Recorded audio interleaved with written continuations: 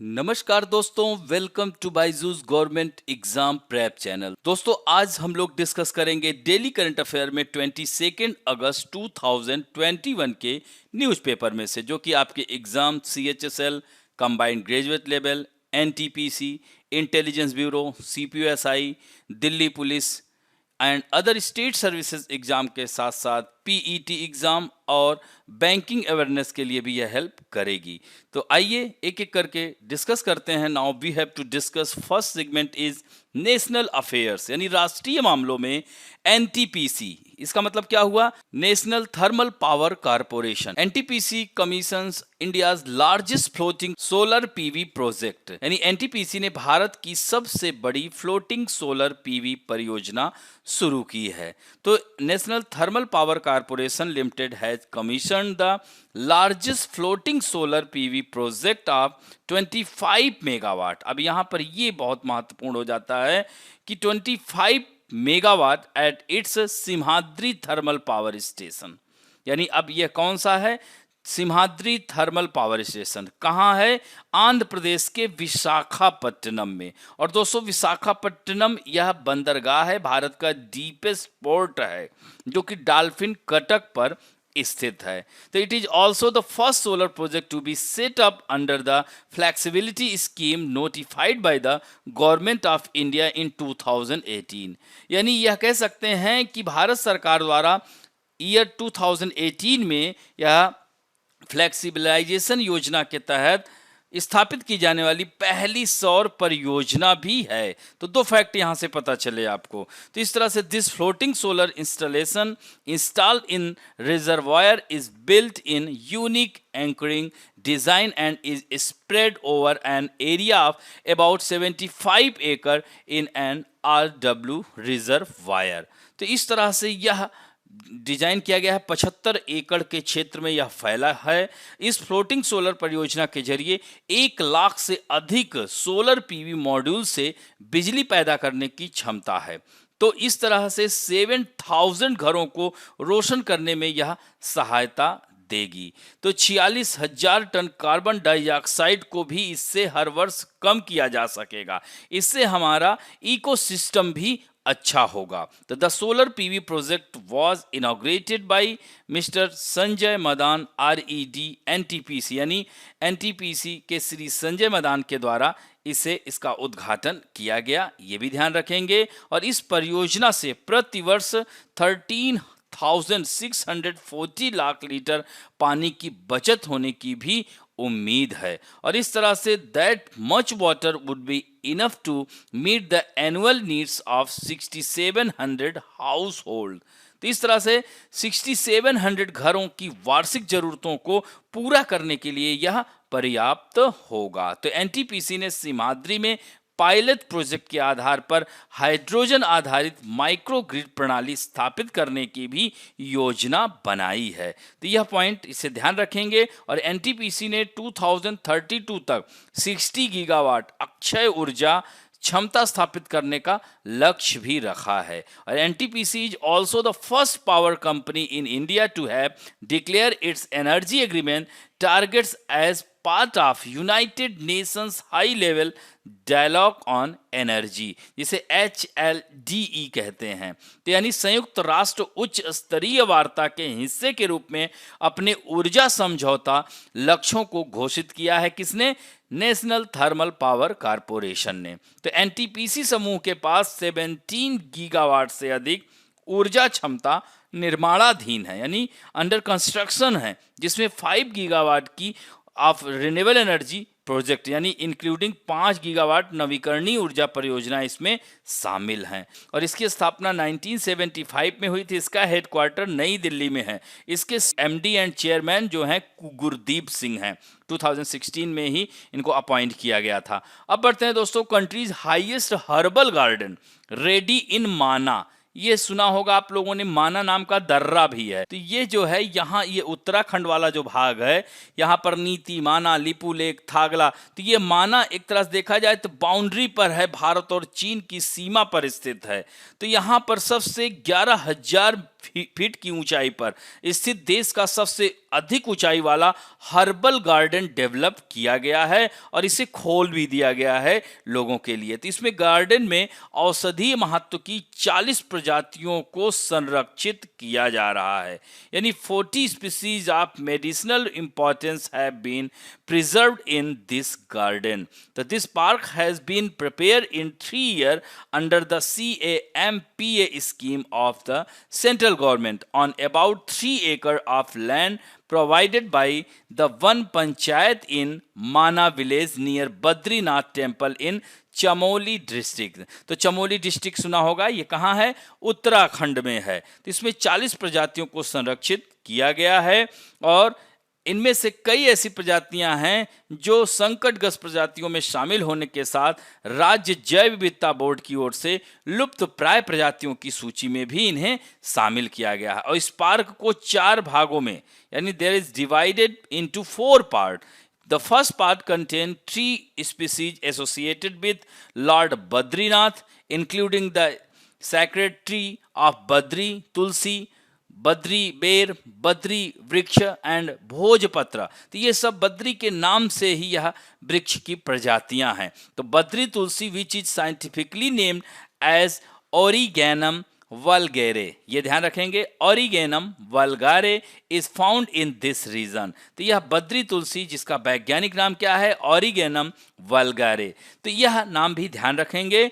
और the second part of include the species of अष्टवर्ग, यानी अष्टवर्ग प्रजातियां शामिल हैं जो हिमालय क्षेत्र में 8 जड़ी बूटियों का एक समूह है, कह सकते हैं ग्रुप है। तो इट इंक्लूड्स रिद्धि, वृद्धि, जीविका, ये ध्यान रखेंगे। तो इस तरह से ऋषभक, काकोली, हाँ, ये सब 8 हैं जो च्यवनप्राश के सबसे महत्वपूर्ण तत्वों में से एक हैं। तो इनको यहाँ पर आप देख सकते हैं, ये महत्वपूर्ण इस पॉइंट हैं। और यह आपके लिए महत्वपूर्ण है कि किस राज्य में हर्बल गार्डन को डेवलप किया गया है या देश का सबसे ऊंचा हर्बल गार्डन कहां पर स्थापित किया गया है। अब यहां पर देखिए, यह उत्तराखंड है। यहां पर आप देख सकते हैं यह माना है, पूरी तरह से यहीं पर चीन की सीमा शुरू हो जाती है। यह बद्रीनाथ है, 4.4 किलोमीटर दिखा रहा है। और यहाँ पर उत्तराखंड में माना नाम का दर्रा भी है, लिपू लेक, थागला, माना, देवी धुर्रा, हाँ, यह जो है सारे दर्रे उत्तराखंड में पाए जाते हैं, यह भी ध्यान रखेंगे। अब बढ़ते हैं दोस्तों, इंटरनेशनल अफेयर्स में बात करेंगे हरिकेन ग्रेस। अब सीधे सीधे पूछ लेगा, ग्रेस नामक चक्रवाती तूफान किस तट पर आया है या किस देश को प्रभावित किया है? तो मैक्सिको की खाड़ी के तट पर Grace hits the coast of Gulf of Mexico. तो इसका यह क्या है? ट्रॉपिकल साइक्लोन है। ट्रॉपिकल, देखिए साइक्लोन पहले भी हम लोग डिस्कस कर चुके हैं कि there are 2 types of cyclone, tropical cyclone and temperate cyclone. तो ट्रॉपिकल साइक्लोन क्या होता है? यह विषुवत रेखा है जिसे यह इक्वेटर कहते हैं, और यह जो है 23.5 नॉर्थ और 23.5 साउथ, इसे ट्रॉपिक ऑफ कैप्रिकॉन, इसे ट्रॉपिक ऑफ कैंसर कहते हैं। तो उष्णकटिबंधीय चक्रवात क्या होते हैं? 0 डिग्री से लेकर 5 डिग्री नहीं, ये ध्यान रखेंगे, यानी 5 डिग्री से ऊपर तक, यानी यह वाला क्षेत्र पूरा उष्णकटिबंधीय चक्रवात। तो यहाँ पर आने वाले चक्रवातों को उष्णकटिबंधीय चक्रवात कहते हैं। इनके अलग अलग नाम होते हैं, जैसे मैक्सिको की खाड़ी में यहाँ पर आप देख सकते हैं, जैसे टॉर्नेडो कहा जाता है, हरिकेन कहते हैं, थोड़ा सा नीचे जाएंगे कैरेबियन सी में। फिर जापान में इसको टाइफू कहा जाता है, चीन में टाइफून, फिलीपींस में टाइफून कहते हैं, हमारे देश में इसको चक्रवात ही कहते हैं, साइक्लोन कहा जाता है। ऑस्ट्रेलिया में इसे विली विली के नाम से जाना जाता है। तो यह उष्णकटिबंधीय चक्रवात, इसका नाम क्या है? ग्रेस। यह श्रेणी 3 का तूफान इसे दर्जा दिया गया है।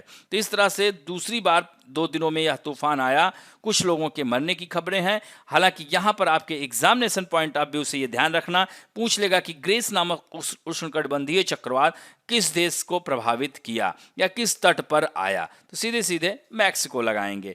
यहाँ पर मानचित्र में थोड़ा सा देख सकते हैं, यह मैक्सिको है, यूएसए की सीमा से यहाँ पर रियो ग्रांडे नदी है, यूएसए और मैक्सिको के बीच में सीमा बनाती है, ये भी ध्यान रखेंगे। इसके दक्षिण में देश देख रहे हैं ना, ग्वाटेमाला है, होंडुरास है, बेलीज है, ये सब लैटिन अमेरिकी कंट्री के नाम से, और ये गल्फ ऑफ मैक्सिको, यहीं पर यह चक्रवात यह दस्तक दिया है। तो ये भी ध्यान रखेंगे, ये गल्फ ऑफ कैलिफोर्निया है, इसे भी ध्यान रखेंगे। यहाँ पर थोड़ा सा चक्रवात को मैप के थ्रू देखिए, तो ये देख रहे हैं ना कैरेबियन सी, मैंने बताया था ये हरिकेन है, यहाँ पर इसको टॉर्नेडो कहते हैं जो अमेरिका को प्रभावित करता है, और यह कैरेबियन सागर में हरिकेन कहा जाता है। यहाँ पे देख रहे हैं टाइफून कहते हैं, यहाँ पे साइक्लोन ही कहा जाता है, और ये ऑस्ट्रेलिया में इसे विली विली के नाम से जाना जाता है। तो इसे ध्यान रखेंगे। अब बढ़ते हैं इंपॉर्टेंट स्कीम में। आज हम बात करेंगे स्टैंड अप इंडिया स्कीम। दोस्तों यह 5 अप्रैल 2016 को इस योजना की शुरुआत की गई थी। Its purpose is to promote business in the country, यानी इसका मकसद ही है कि देश में बिजनेस को बढ़ाना है। तो loan ranging from 10 lakh to 1 crore are given under this scheme, यानी इस योजना के तहत 10 लाख रुपए से लेकर 1 करोड़ रुपए तक का लोन मुहैया कराया जाता है। This loan is available to schedule caste, schedule tribe, backward classes and women businessman, यानी यह योजना जो किसके लिए चलाई गई है? आदिवासियों, शेड्यूल कास्ट, शेड्यूल ट्राइब, हाँ याद रखेंगे, बैकवर्ड क्लासेस और वुमेन बिजनेसमैन के लिए। तो it is believe that they are not capable enough to grow their business on their own, यानी यह उन लोगों के लिए है जो लोग अपना बिजनेस, अपना खुद का कारोबार नहीं बढ़ाने में सक्षम नहीं है, तो जिससे कि वो अपना कारोबार बढ़ा सके, इसलिए सरकार उनके लिए यह योजना चलाई है। और इसका पात्र कौन हो सकता है? तो आवेदक की जो एज है वो 18 ईयर से अधिक होनी चाहिए, और लोन का आवेदन करने वाला क्या होना चाहिए? SC ST या महिला उद्यमी या बैकवर्ड क्लास का होना चाहिए। और loan under the scheme is available only for green field project, इसके लिए है। और यहाँ ग्रीन फील्ड का आशय लाभार्थी के पहले वेंचर से, यानी मान लीजिए जिसकी कंपनी चल रही है उसके लिए नहीं है, जो नया खोलना चाहता है। यह लोन केवल सर्विस और मैन्युफैक्चरिंग या ट्रेडिंग सेक्टर के लिए ही उपलब्ध है। ये भी सारी कंडीशंस को याद रखेंगे। और इसमें 18 महीने का मोरेटोरियम की अवधि रहती है, 7 साल में इसको लौटाना पड़ता है इस कर्ज को, और कम कीमत में सभी बैंक की ब्रांच से इसे लोन मिल सकता है। अपने नियर बाई में भी जाकर के आप अप्लाई कर सकते हैं। अब बढ़ते हैं दोस्तों इन्वायरमेंट एंड इकोलॉजी में।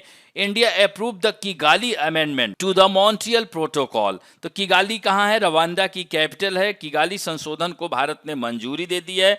भारत नेतृत्व करते हुए Kigali amendment to the Montreal protocol is an international agreement to gradually reduce the consumption and production of hydrofluorocarbons, यानी HFCs को कह सकते हैं कम करने, धीरे धीरे कम करने के लिए एक अंतर्राष्ट्रीय समझौता है। कौन? मॉन्ट्रियल प्रोटोकॉल में किगाली संशोधन।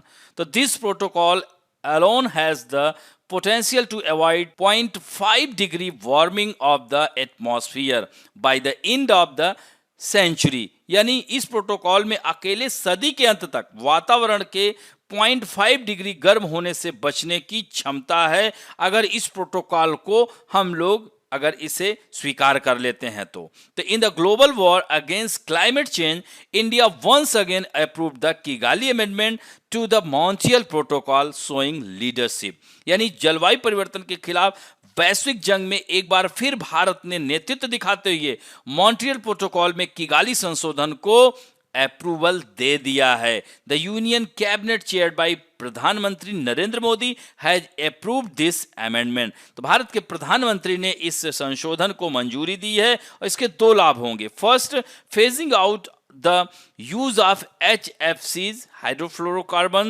will help curb greenhouse gas emissions and climate change, and it's expected to benefit people। तो इससे लोगों को लाभ मिलेगा, पर्यावरण हमारा सुरक्षित होगा, जलवायु परिवर्तन जो हो रहे हैं उसमें जो आमूलचूल परिवर्तन हो रहे हैं उस पर जो है कंट्रोल होगा। तो on other hand the second advantage will be that industries producing and consuming hydrofluorocarbons will be phased out of hydrofluorocarbons as per the time frame under the transfer of non-HFC and low global warming potential technology. तो इस तरह से hydrofluorocarbon को चरणबद्ध तरीके से समाप्त करेंगे।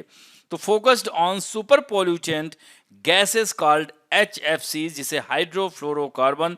This protocol alone has the potential to avoid 0.5 degree warming of the atmosphere by end of the century। ये चीज हमने पहले ही आपको बताया था। तो यह संशोधन तब आया है जब हाल ही में आईपीसीसी, इसके बारे में मैं चर्चा कर चुका हूं, inter governmental panel on climate change ने कोड रेड वार्निंग जारी करते हुए वैश्विक स्तर पर तत्काल कार्रवाई करने की मांग भी की है। India is one of the first country in the world to launch a cooling action plan in 2019, यानी भारत विश्व के देशों में से एक है जो 2019 में ही कूलिंग एक्शन प्लान लॉन्च किया है। ये भी फैक्ट ध्यान रखेंगे आप लोग। तो यह योजना आर्थिक विकास और अगले कुछ दशकों में कूलिंग और रेफ्रिजरेशन की आवश्यकता से जुड़ी हुई है। इसके अलावा भारत के लिए एचएफसी गैसों के चरणबद्ध तौर से खत्म होने की जो तारीख वर्ष है 2028 में शुरू होती है। फिर भी यह अनुसमर्थन एक संकेत है कि उद्योग स्पष्ट चाहता है और एयर कंडीशनिंग और रेफ्रिजरेशन उद्योग को अधिक कुशल शीतलन प्रौद्योगिकियों को तेजी से विकसित करने के लिए प्रोत्साहित करेगा। यानी भारत ने पहले ही कमर कस ली है। अब बढ़ते हैं various national international personality news में। दोस्तों, Shantilal Jain appointed as managing director and CEO of Indian bank, यानी इंडियन बैंक का इनको एमडी एंड सीईओ नियुक्त किया गया है। तो this has been said in the order issued by the ministry of personnel, यानी कार्मिक मंत्रालय द्वारा जारी आदेश में यह कहा गया है Jain is currently the executive director of bank of Baroda. तो वह अभी जो है बैंक ऑफ बड़ौदा के कार्यकारी निदेशक हैं। The appointments of committee of the cabinet approve the proposal of the department of financial services to appoint Jain as managing director and CEO of Indian bank. तो यह जो है उनके मंजूरी दे दी गई है। 3 वर्ष का इनका कार्यकाल होगा। अब बढ़ते हैं, KL Ganesan will be the new governor of Manipur, यानी नजमा हेपतुल्ला की यह जगह लिए हैं भारतीय जनता पार्टी के नेता हैं एल गणेशन, मणिपुर के नए राज्यपाल बने हैं और ये मणिपुर के 17वें राज्यपाल। और यह नजमा हेपतुल्ला के रिटायरमेंट के कुछ दिन पहले स्वास्थ्य कारणों की वजह से छुट्टी पर चली गई, जिसकी वजह से इनको मणिपुर का बनाया गया। और इसके बाद सिक्किम के राज्यपाल गंगा प्रसाद को मणिपुर का अतिरिक्त प्रभार दिया गया था, लेकिन अब इन्हें बनाया गया। तो नजमा हेपतुल्ला पिछले 2016 से यहाँ की राज्यपाल थी। अब बढ़ते हैं दोस्तों, बुक्स एंड अवार्ड्स में। Indian film festival of Melbourne award, the Indian film festival of Melbourne award were held virtually. यह 12th एडिशन है जो कि अनाउंस किया गया, वो भी क्या, वर्चुअली, ड्यू टू कोरोना। तो कोरोना की वजह से यह वर्चुअली इसको किया गया। This year festival saw an impressing array of features and short film from across the country, यानी इस साल के फेस्टिवल में देश भर में फीचर और शॉर्ट फिल्मों की प्रभावशाली सीरीज देखने को मिली है। तो due to COVID this award was organize online, यानी इस बार इसीलिए इसको ऑनलाइन किया गया इस प्रोग्राम को। तो IFFM has honored Pankaj Tripathi with the prestigious Diversity in Cinema Award presented by La Trobe University, यानी La Trobe University द्वारा प्रस्तुत प्रतिष्ठित डाइवर्सिटी इन सिनेमा अवार्ड से सम्मानित किया गया है। अपार्ट फ्रॉम दिस, यानी सोरा रई पुट्टू को सर्वश्रेष्ठ फीचर फिल्म और सूर्या को इस फिल्म के लिए सर्वश्रेष्ठ अभिनेता का पुरस्कार दिया गया है। यहां पर इसे ठीक कर लीजिएगा, सूर्या को, ये जो है सूर्या को बेस्ट फिल्म अभिनेता का अवार्ड दिया गया है। Vidya Balan who won the heart of fans with her strong acting was awarded the best actress award for film Sherni. अभी कुछ दिन पहले ही देखा होगा, यह जो है इस वजह से इनको यह सम्मान दिया गया है। तो यहाँ पर एक पास हमने सारा कर दिया है, इसे जरूर देखेंगे। ये सारे फैक्ट, इसे ध्यान रखेंगे। अब बढ़ते हैं banking and finance related news में। Market capitalization of top 7 companies increase, TCS was the biggest gainer, यानी टॉप 7 कंपनियों के बाजार पूंजीकरण में बढ़ोतरी हुई है, इंक्रीज हुआ है। सबसे ज्यादा फायदे में अगर कोई कंपनी रही है तो वो टाटा कंसल्टेंसी सर्विस रही है, TCS रही है। तो भारत की 10 सबसे मूल्यवान कंपनियों में से 7 कंपनियों के बाजार पूंजीकरण में पिछले हफ्ते कुल 1,31,173 यानी 1,31,173.41 करोड़ रुपए की बढ़ोतरी दर्ज की गई है। यानी during this period Tata consultancy services, जिसे TCS कहते हैं, and Hindustan Unilever limited HUL gain the most, यानी सबसे ज्यादा लाभ अगर किसी ने हासिल किया है तो वह TCS and Hindustan Unilever limited है। इसके अलावा Reliance industry, Infosys, HDFC, Bajaj finance, Wipro के बाजार मूल्यांकन में भी वृद्धि देखी गई है। तो यहाँ पर ये फैक्ट है, इसे ध्यान रखेंगे। यहाँ पर यह सारे पॉइंट्स हमने दे दिए हैं कि कितनी की बढ़ोतरी हुई है। इसमें सबसे महत्वपूर्ण ये वाला है कि रिलायंस इंडस्ट्री ने सबसे मूल्यवान भारतीय कंपनी के रूप में अपनी स्थिति को बरकरार रखा है। इसके बाद क्रमशः टाटा कंसल्टेंसी सर्विस है, फिर तीसरे नंबर पर एचडीएफसी बैंक है, फिर इंफोसिस है, हिंदुस्तान यूनिलीवर लिमिटेड है, एचडीएफसी है, आईसीआईसीआई बैंक है, बजाज फाइनेंस है, state bank of India and Wipro का नंबर आता है। तो ये वाला भी पैरा जरूर देखिएगा। अब बढ़ते हैं दोस्तों स्पोर्ट न्यूज में। 3 Indians confirm medal at ASBC Asian youth and junior boxing championship, यानी 3 भारतीयों ने एएसबीसी एशियाई युवा और जूनियर मुक्केबाजी चैंपियनशिप में पदक पक्के किए।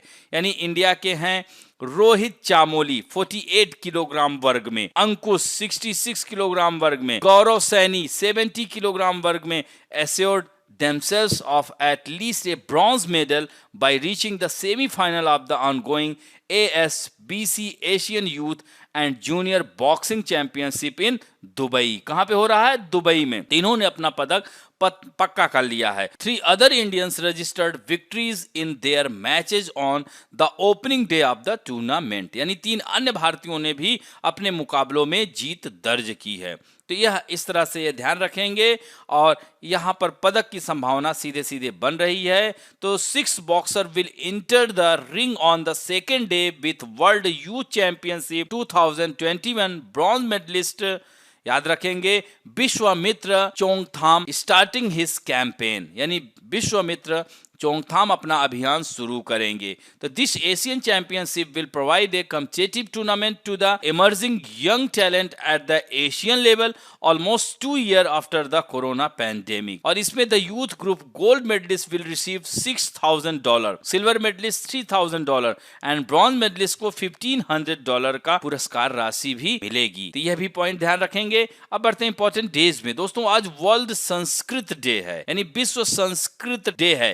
यानी विश्व संस्कृत दिवस सबसे पहले 1969 में मनाया गया था और संस्कृत भाषा की उत्पत्ति के बारे में कहा जाता है यह 3500 साल पहले हुई थी। तो यह जो है हर साल हिंदू कैलेंडर के according to Hindu calendar celebrating every year on the full moon of Sawan according, यानी सावन की पूर्णिमा को मनाया जाता है। दोस्तों आज ही के बाद सावन खत्म भी हो रहा है। तो यह दिन 22 अगस्त को मनाया जाता है जनरली, और इस साल भी यानी 22 अगस्त यानी रविवार के दिन यह मनाया जा रहा है। और इसका एक खास उद्देश्य है, यानी पूरे विश्व में संस्कृत भाषा को संरक्षित करना और इसको बढ़ावा देना। और दोस्तों जैसा कि आपको पता होना चाहिए, संस्कृत भाषा को उत्तराखंड की 2nd ऑफिशियल लैंग्वेज घोषित किया जा चुका है और यह बेहद व्यापक लैंग्वेज है, ब्रॉड लैंग्वेज है। It has the largest vocabulary, यहाँ पर 102 बिलियन 78 करोड़ 75 लाख वर्ड इसमें हैं। शब्दों की सबसे बड़ी शब्दावली है। This day is celebrated to preserve and expand this language, यानी इस भाषा को बचाने के लिए, इसके विस्तार के लिए यह दिन मनाया जाता है। और विश्व संस्कृत दिवस सबसे पहले 1969 में मनाया गया था और यह दिन भारत के प्राचीन भाषा यानी संस्कृत को बढ़ावा देने के, इसके महत्व के प्रति लोगों में जागरूकता फैलाने के लिए यह दिन मनाया जाता है। और यह हमारे देश की समृद्ध संस्कृति को भी दर्शाता है। और ऐसा माना जाता है भारत, इस संस्कृत भाषा की उत्पत्ति भारत में लगभग 3500 ईयर एगो हुई। ये भी पॉइंट ध्यान रखेंगे। अब बढ़ते हैं मेजर पोर्ट्स ऑफ इंडिया। दोस्तों भारत के प्रमुख बंदरगाहों से सीधे सीधे प्रश्न पूछ लेता है आपको, पारादीप बंदरगाह कहाँ पर स्थित है, किस राज्य में स्थित है, कांडला पोर्ट कहाँ स्थित है, मरमुगांव पोर्ट कहाँ स्थित है, कोचीन पोर्ट कहाँ स्थित है, कांडला पोर्ट कहाँ, इस तरह से आपसे सीधे प्रश्न आ जाता है। तो मुंबई पोर्ट यहाँ पर है, महाराष्ट्र में है, भारत का सबसे बड़ा और बिजिएस्ट पोर्ट है। यह largest and busiest port in India और it is a natural port और सबसे ज्यादा यहाँ से व्यापार होता है, ट्रेड होता है। और ये कहाँ है? महाराष्ट्र में। इसी के भार को कम करने के लिए नावा सेवा पोर्ट का निर्माण किया गया, जिसे जवाहरलाल नेहरू पत्तन भी कहते हैं। तो मॉडर्न फैसिलिटीज सबसे ज्यादा यहीं पर है, नावा सेवा बंदरगाह में। यह it is an artificial port. यहाँ मानचित्र में देखेंगे, ये देख रहे हैं JNPT ये मुंबई पोर्ट के भार को कम करने के लिए जवाहरलाल नेहरू बंदरगाह स्थापित किया गया। इसी के साथ ही Kandla port, it is a tidal port, यह एक ज्वारीय बंदरगाह है, गुजरात में कच्छ खाड़ी में स्थित है और यह इसका नाम देख रहे हैं ना, दीनदयाल उपाध्याय बंदरगाह, इसका नाम कांडला पोर्ट का नाम हो गया है और ये कच्छ की खाड़ी है। यहीं पर पंचम, खादिर, बेला, यहाँ द्वीप भी पाए जाते हैं, ये भी ध्यान रखेंगे। और दोस्तों मारमुगाओ बंदरगाह यह गोवा में स्थित है। यहाँ पर देख रहे हैं ना, ये गोवा है, तो यह जुआरी नदी, मांडवी और जुआरी, देखिए गोवा में बहुत सारे कैसिनोज है ना, तो वहां पर जुआरी नदी, हाँ, तो जुआरी नदी पर यह पत्तन स्थित है। यहाँ से व्यापार किया जाता है, लोहे का, आयरन ओर का निर्यात किया जाता है। उसके बाद न्यू मैंगलोर पोर्ट है, जो मैंगलोर पोर्ट है उसको मैंगलोर पोर्ट सिटी के नाम से ही जाना ही जाता है और यह कहाँ है, कर्नाटक में है। और कोचीन पोर्ट को तो स्पाइस पोर्ट कहते ही हैं, मसाला बंदरगाह के नाम से जाना जाता है। तो इस तरह से आप पश्चिमी तट पर देख सकते हैं 1 2 3 4 5 6 या 6 मेजर पोर्ट्स हैं, बड़े बंदरगाह हैं।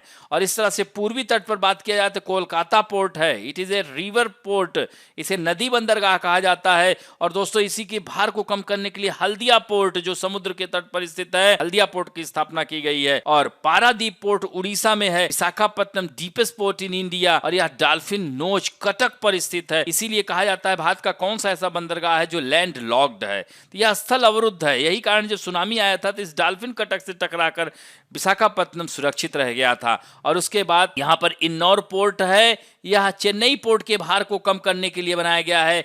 के कामराजार पोर्ट, इसे के कामराज पोर्ट कहा जाता है। और दोस्तों चेन्नई पोर्ट भारत का सबसे प्राचीनतम बंदरगाह है, सबसे पुराना बंदरगाह है। और तूतीकोरिन बंदरगाह, इसका नाम VO चिदंबरनार हो गया है, ये भी ध्यान रखिएगा। और अब आंसर, आज का आंसर आप देख सकते हैं, यानी यह 21 यानी कल के जो आपने देखा होगा उनसे मिलान कर लीजिएगा। अब बढ़ते हैं आप लोगों के सेक्शन में जो कि बहुत ही अच्छा उत्तर दे रहे हैं। और आज साई तेजा डुग्गी और विनोद जायसवाल ने उत्तर दिया है और कमेंट किया है। आशा करता हूं कि आज और ज्यादा से ज्यादा लोग उत्तर देंगे। आज रक्षाबंधन के लिए ढेर सारी शुभकामनाएं। तो आज आपके सामने पहला प्रश्न है, recently national thermal power corporation limited has launch the largest floating solar PV project of 25 megawatt in which state, किस राज्य में शुरुआत की है? Maharashtra, Andhra Pradesh, Tamil Nadu, Madhya Pradesh. And next question है, where is the headquarter of national thermal power corporation limited located? कहां पर है इसका मुख्यालय? मुंबई, नई दिल्ली, पुणे या चेन्नई?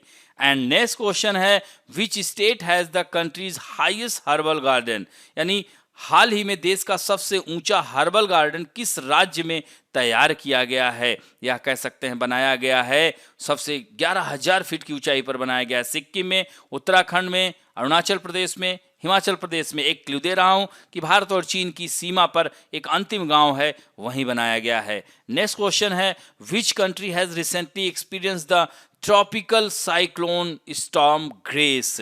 याद रखेंगे, तो यह ग्रेस तूफान आया हुआ है कहां? मैक्सिको के तट पर, ऑस्ट्रेलिया, फिलीपींस या जापान? एंड नेक्स्ट क्वेश्चन है, who has been appointed as the managing director and CEO of Indian bank recently? Rajiv Kara, Shantilal Jain, Rajesh Mittal, Rishi Malhotra?